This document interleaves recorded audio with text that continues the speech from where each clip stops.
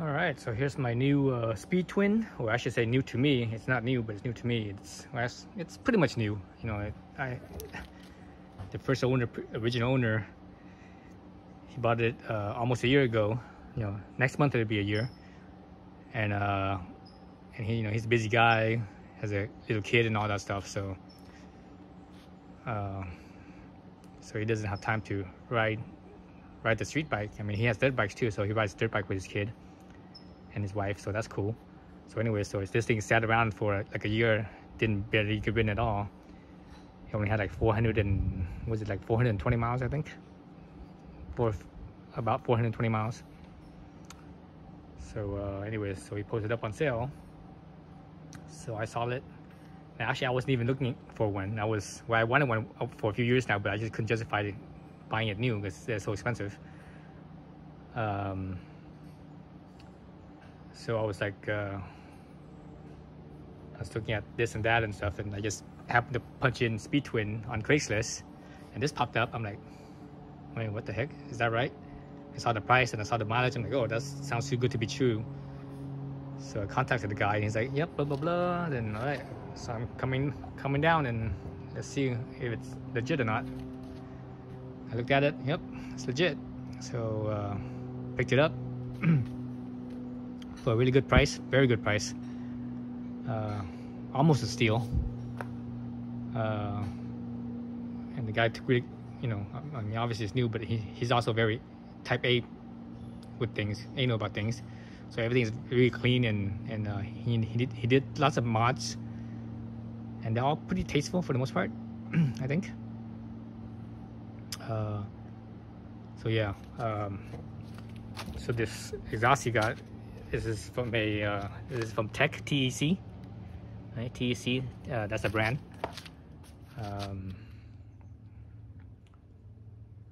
So that exhaust is a one-sided exhaust, right? So this side there's no pipe. I should say one-sided pipe. So this touch side just goes down and it crosses over into the pipe.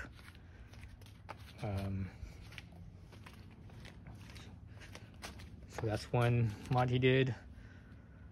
Other mods he did was let's see, what other mods did he do? The rest of it I think is cosmetic. Like you got the little mini turn signals, and these things are really bright, freaking crazy bright turn signals. Same with the rear versus the Triumph, right? You know, versus the Triumph. You know, the stock turn signals are like that big, right? They're like that big. But these things are tiny, but they're really bright though, so that's cool. And he moved the license plate, you know, because the stock one has that license plate thing right here, and he moved it to the underneath the seat over there. Let me see what other cosmetic stuff. Oh, he flipped the lid.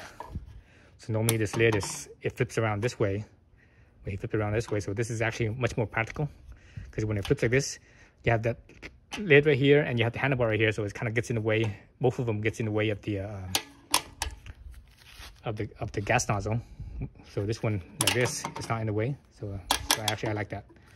I'm actually glad that it's able to flip around too. Because if it wasn't, I probably would have done it myself as well. And a little tank protector right here, a Triumph tank protector. And got this little, I don't know what these things are. These are like little silicone, what do they call them?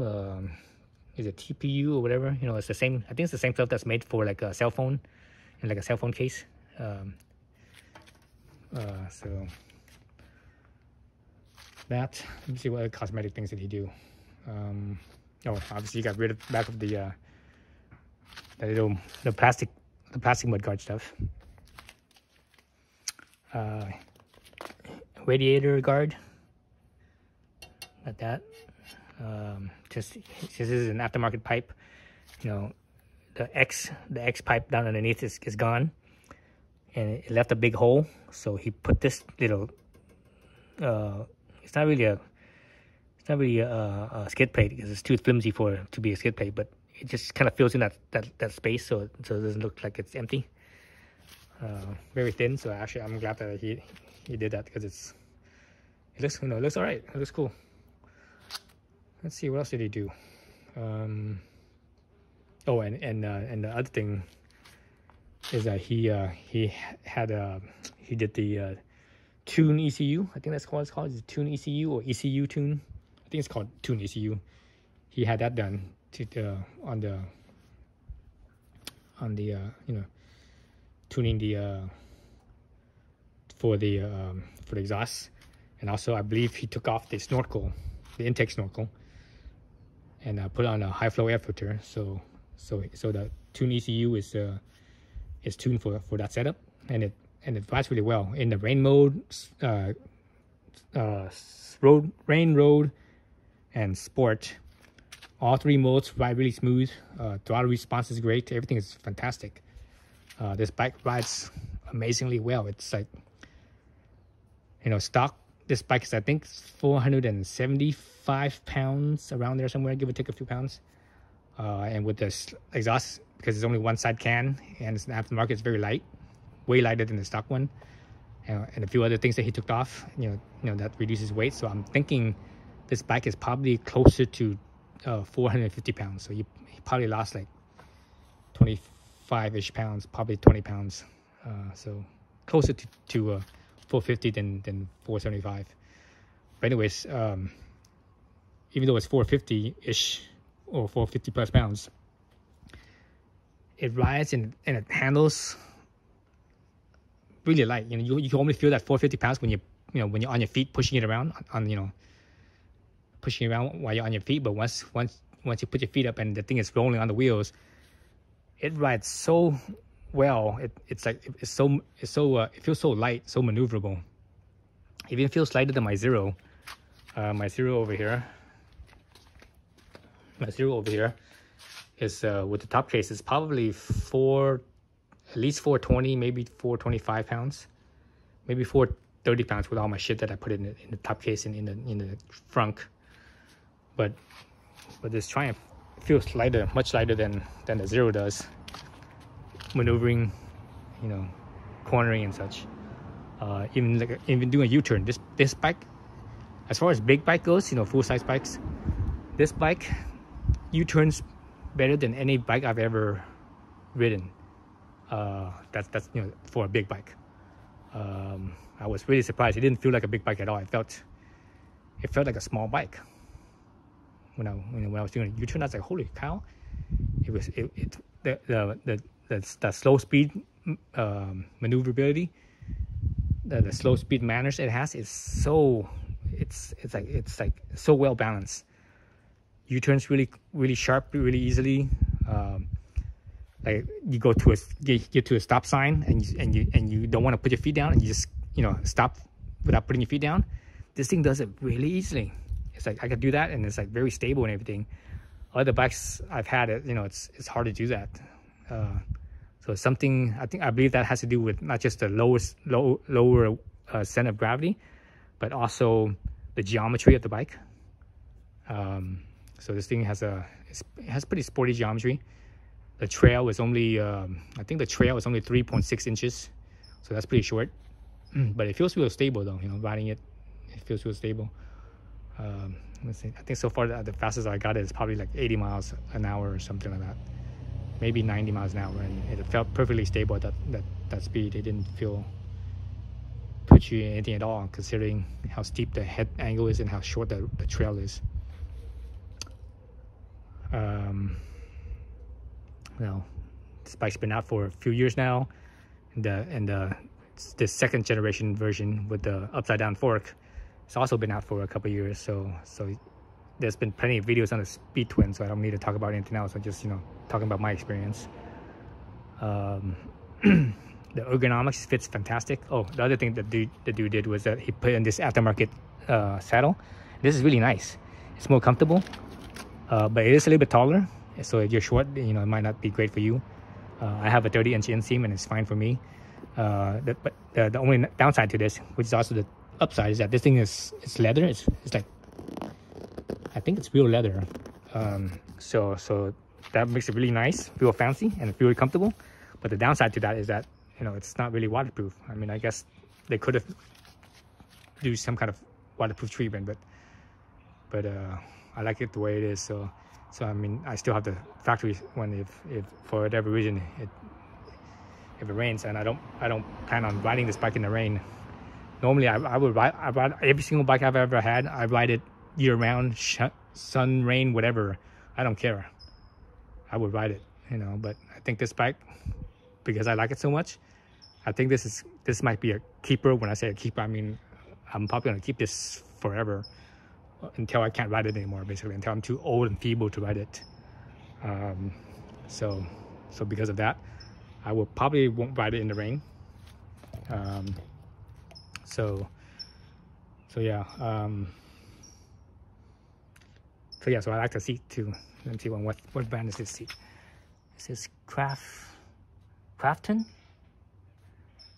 Let's see, C-R-A-F-T. Yeah, Crafton. So whatever brand that is, I never heard of that brand before. But it's nice though. It's like it's leather. It feels like leather. Let me see. It smells like leather. I can't tell, but it feels like leather though. It feels like a very nice leather seat on a luxury car. You know, like a Mercedes or something like that. You know, a nice luxury car, leather seats. That's what it feels like.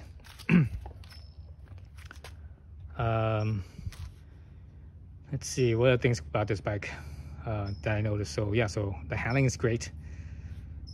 Cornering, do the twisties. I rode you know, this thing through my test track commuter route, and it handled that fantastic. Very, very nice. And it's so smooth, that tune, because I bought it as is, right? So I never ridden this bike factory stock, so I don't know how the throttling is. You know, some people say that the on-off throttle is kind of twitchy. With the Tune ECU tune, it's not twitchy at all. It's very smooth. This is probably one of the smoothest, if not the smoothest, bike that I've ever ridden. I was like really surprised. I was like, when I jumped on it, I was like, holy cow, this thing is really smooth. You know, and I'm used to smooth. You know, the smoothest bike I've ever ridden is right here. My Zero. This is the smoothest bike I've ever ridden, hands down. It is so smooth, and and with a belt drive as well. You know, electric and belt drive, it is so quiet. And this bike is obviously not smooth like an electric bike is, but it's pretty damn close. So that's what surprised me with this thing. I was like, wow, that was very impressive. And the thing is, I had a few years ago, before the pandemic, I had the not Speed Twin, but the Street Twin, the 900cc version, right, with the 18-inch front wheel. This one is obviously 17, and that bike doesn't feel as smooth as this bike does. So I'm not sure what's going on. So I think it's the tune. You know, besides that 270 crank, you know, that helps. But the tune makes the it run really smooth, and you can still feel that 270 crank parallel twin, P twin 270 crank. You still feel it and hear it, but at the same time, it's just really smooth. So that's what surprised me. And this exhaust here, it's not very loud. It's it's obviously louder than factory, but it's not, the pitch is just right. It sounds just right. It's like the volume level is just right. It's like I think it's perfect. It has the DB killer in there, so I think it's perfect.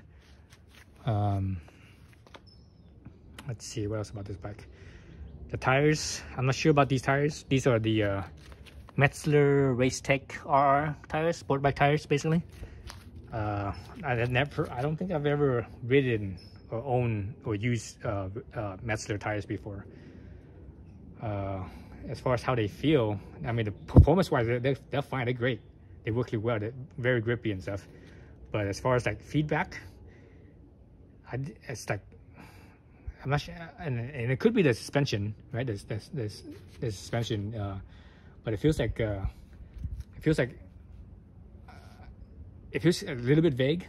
These tires feel slightly vague to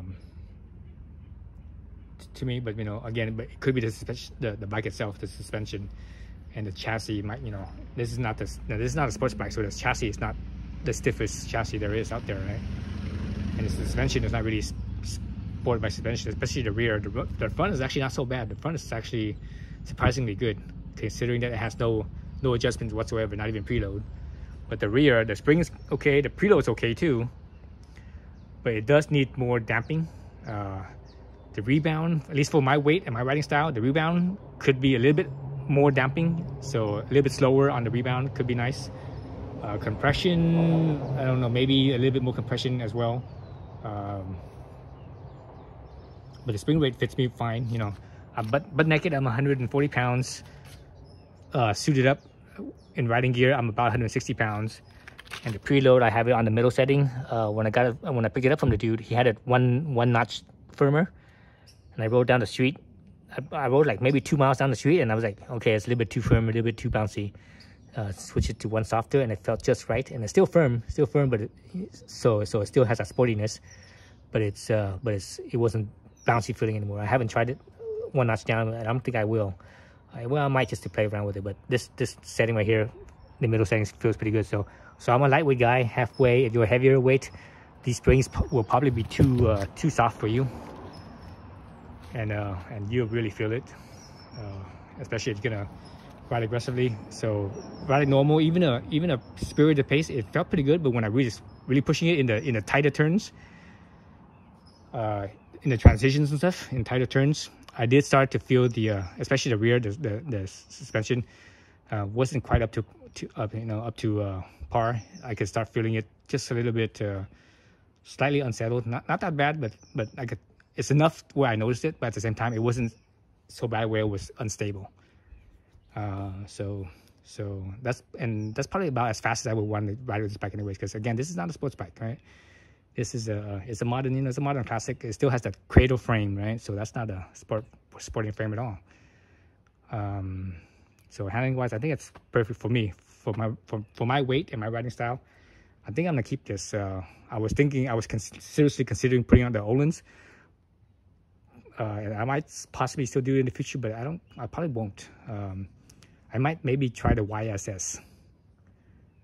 You know, the YSS is like a lot cheaper than the Öhlins are, and they're still better than the factory original shocks. Let's see what else with this bike. Oh, other thing I noticed with this bike, and again, I never ridden this in the stock form, so I don't know. But with the tune and everything, the way it is right now, I could feel the heat from the engine. And today, it was pretty warm today. I wouldn't say it was hot today, but it was pretty warm. It was about upper 80s, like 88 degrees or something like that. And I could definitely feel the heat from the engine when I'm riding on my legs. There was a section of road where I was riding where my upper body was very cool. My upper body felt really cool, but my legs were wanting to sweat, or slightly very light sweat. So that's how warm they are. This thing, as soon as you stop, almost within a few seconds, the fan will kick on for the radiator. So that's how hot it is. So definitely, if you're just sitting there at the light, the fan would constantly go on. It goes on, and as soon as it turns off, in like 5 seconds, maybe 10 seconds, it will go on again. So it does run. This bike does run hot, but again, I'm not sure if it is the tune or not.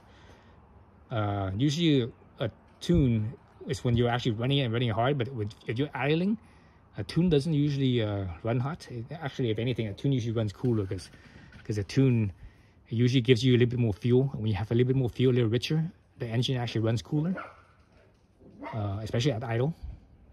So I think it's just the nature of this engine. It just runs hotter. I don't recall my Street Twin running as hot as this. The Street Twin is a 900, so not putting out as much power. So I don't recall that one running as hot. But it's been my experience with European, especially European motorcycles, European brands, is that they all run really hot. I always had a lot of heat from them compared to like the Japanese bikes that I've had. And Japanese bikes, for the most part, is always ran cooler. Let's see what else with this bike. So yeah, so without the pipe right on this here on this side, it looks kind of weird. But I get used to it. So everything is great on this bike. The brakes are great. I like the fact that you have the adjustable reach on the clutch and the brakes. So the brakes I have set up so that way the reach is all the way as close as I can, and I have the clutch to be even with that. The clutch could be actually set even closer, but you know, don't want to do that because they feel uneven. This thing has, you know, has whatever all the different functions, has everything you need. You know, gear indicator, has a clock. It's on, you know, military time or international time. It doesn't seem like it goes to regular AM PM time, 12-hour time. So it's stuck on 24 hours. Has traction control on or off. It's the odometer. So I just rode it today. So now I have 480 miles. So it's still brand new. It's not even broken in yet. That's how much I rode today. 551.5 miles. Miles per gallon. Again, back to the clock. And when you actually turn the engine on, you can actually see the. Let me turn it into run. You actually see the range. That's the bike estimates how much range I have left with how much fuel I have. So basically, the bike thinks I have based on how I've been riding. It thinks I have 110 miles of range left. Still pretty full. Let me see. You can see gear position 1. All right. He's off. So it's on sport mode, rain mode, road mode. So you see that how each time I press it, it flashes. Then it goes to it. You can only switch the modes when the bike's not moving. If the bike's moving, you can't switch it. Even though, let's say I'm on sports mode and I want to switch it to rain, it will flash rain. But if you're moving, it won't. It will turn. That will turn off, and it will stay on the. It will stay in the sport mode. So one thing I find kind of odd with this bike is that the high beam, instead of a high beam switch right here, is the high beam switch is right here. Is the trigger. So a lot of European, and I noticed that European bikes have this, but now it seems like the Japanese are doing it too. That the trigger is usually like is to flash your high beam, but it's not an actual switch like on my Hondas that has this. There's also a high beam switch. So there's a low beam and high beam. And if I'm on low beam, I just want to flash a high beam real quick, I can just do this, and it all does is flashes. But on this bike, this will flash and or not just flash, but it actually turns the high beam on. So there's the high beam, there's a low beam, right? All from that trigger right there. Other thing that, since this is a US bike, it does not have daytime running lights. So look at the lights here. So right here you see the bar, the horizontal bar. Actually, let me turn this thing off. So you see the slightly horizontal bar, sort of downwards. Those two light bars right there, those are the daytime running lights. If you have a British model or a European model, those would be the daytime running lights. But the US doesn't have that. The US DOT regulation says that the headlights for motorcycles has to be on all the time, no matter what. So you always have the low beam is always on. Then that's high beam. So high beam basically adds the high beam, and the low beam stays on. Well, actually, no, the low beam doesn't stay on. The low beam gets dimmer. Yeah, it gets dimmer. Yep, it just gets dimmer. It's still on, but it's dimmer. Well, actually, you know what? It's not even dimmer. It's off. What you're seeing, the light right here, what you're seeing is actually the high beam. But because it's in a different position, because this is a halogen bulb. It's not an LED bulb. It's a halogen bulb. The high beam filament and the low beam filament is in a different position. That's why you saw it get darker and lighter. Because the top reflector is for the low beam, the bottom reflector is for the high beam. So no daytime running lights. As far as how the bike feels, like the fit and finish, it's really nice. It's, you know, it's premium.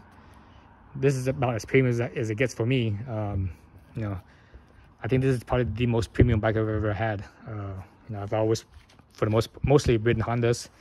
I've had a Kawasaki and a Yamaha and you know, another Triumph and Moto Guzzi and a few other brands, whatever. And this particular bike right here is probably the highest premium bike that I've ever owned. So everything's really nice on it. So I'm not used to that. You know, I'm used to a little bit lower end stuff. What's with this bike? The shifter feels really good. It shifts real nice. It clicks up. You know, clicks to the gears real nice. I haven't had any problems with any type of false neutral or finding neutral. Everything feels really good. What else? I think that's about it. Oh, the mirrors. So this is the first time I've ever used, you know, these. Ever had a bike that had the Cafe Racer style bar end mirrors, and I wasn't sure if I like them. In principle, I don't like them because the thing is, you know, I like to split lanes, and not just split lane, but split lane pretty aggressively. So that's why I prefer the mirrors in here. Usually when the mirrors are mounted inwards here, they don't stick out as far. For the most part, they usually don't stick out as far. And I usually set up my mirror where they actually are slightly further inboard, so that way I can split lanes easier. With this one, that's it. You know, you can't do nothing about them. The only thing I could see of doing is, instead of having this teardrop, you can see that the teardrop is more of it is outside than it's inside, right? So instead of doing that, if I was to split lanes, I would maybe rotate it this way, and all of a sudden there's less sticking out, right? So potentially I could do that for splitting lanes. But you know, this bike is, I didn't buy this bike to be a commuter bike, so I'm not worried about that. I bought this bike to be to have fun for day rides and such, and maybe a road trip. I'm not sure about road trip because there's no luggage capacity for right now. I'll have to look into it, see if I could, you know. The thing is, I don't really like saddlebags. I prefer just to strap. I prefer to strap like a duffel bag or something right here. But there's nothing to like really hook onto. Well, sort of the frame is down right here, so you know, the frame is down right here, so you could sort of bungee hook into that. But there's not much back here, so we'll see about that. I'll need to look into that. Yeah, what a fantastic bike. Can't think nothing bad about it. The main thing I don't like why I'm riding is the heat. Otherwise, we see how it goes. And yeah, it's a really nice bike. So anyways, yeah, I'm really digging it. And I'm not a big fan of the orange color, but you know, when you buy used, you don't really you get what's available and what's a good deal, right? You can't be picky when you buy used. So you could be picky when you buy new. You choose whatever color they have available, you know, black, orange, or I think the other one's red. But you know, I don't know. And actually the orange is not so bad because it's like a metallic orange. It has a little bit of a, you know, it's like I said, it's a metallic orange. Even though it's flat, it has that metallicness to it, so it has a little bit of a glittering to it. So I'm considering taking this to a paint shop and painting this so the way it's gloss. I think I might like that better, but for now I'm okay with it. The main thing I don't like about the matte is that matte just it gets kind of dirty easily, right? So that's the main reason why I don't like matte, because it gets kind of dirty easy. But at the same time, gloss, when you get scratches on it, you can see those scratches pretty easily, or it sticks out more. I'm not sure about matte if it scratches the same or not. I haven't had too many matte paint, so I don't recall. The last matte paint I had, I don't recall how it was. It's been so long ago. Yeah, I think that's about it. So yeah, so I'm not going to be doing much, just riding this bike. All right, thanks for watching.